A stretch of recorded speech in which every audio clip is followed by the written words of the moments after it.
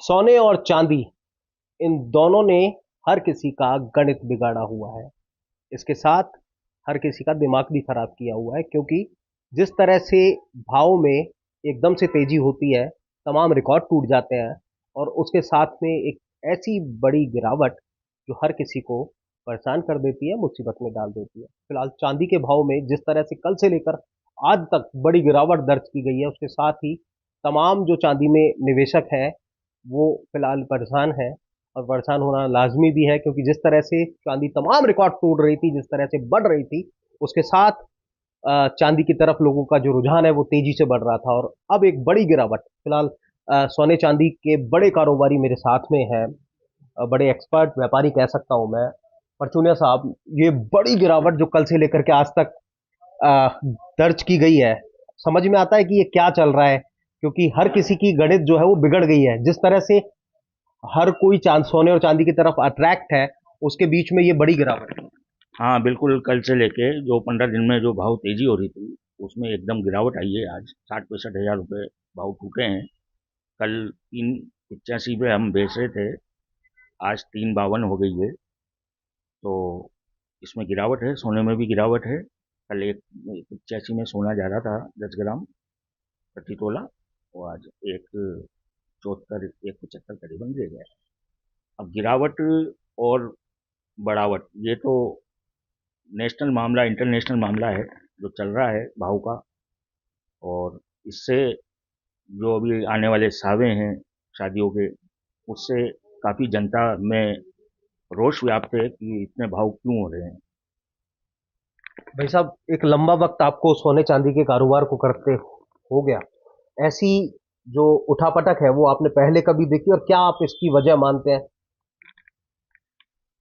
मैंने मैं लगभग 55 साल से इस व्यापार में हूँ। मैंने अपने जीवन में कभी ऐसी उठापटक नहीं देखी, जो कि मतलब हर दिन चांदी में 10,000 बढ़ जाते हैं, सोने में 5,000 4,000 बढ़ जाते हैं, और 4 दिन बाद फिर कम हो जाते हैं। इससे ग्राहक भ्रमित होता है और वो कुछ समझ में नहीं आता क्या किया जाए, क्योंकि ये अंतर्राष्ट्रीय तेजी मंदी चल रही है और एक प्रकार से सटोरियों के हाथ में व्यापार है। लेकिन ये जो कल से लेकर के आज तक इतनी बड़ी जो गिरावट है, करीब करीब 50,000 से ज्यादा की बड़ी गिरावट है, उसको किस तरह से देखते हैं? क्योंकि सभी लोगों का जो रुझान है वो चांदी की तरफ था, इन्वेस्टमेंट जो लोग कर रहे थे वो चांदी में कर रहे थे, और इतनी बड़ी गिरावट के साथ में वो हजारों लाखों लोग जो चांदी की तरफ भाग रहे थे, उनके लिए परेशानी हो गई। नहीं बताता हूँ। कल शाम को 8 बजे MCX 4,20,000 था, और 8:30 बजे 3,60,000 रह गया। 60,000 की गिरावट आधा घंटे में हुई। ये समझ में नहीं आता क्यों ऐसा हो रहा है। इसका मतलब व्यापार बिल्कुल चौपट हो गया है हमारा, और आने वाले समय में क्या होगा ये कोई नहीं ये बता सकते।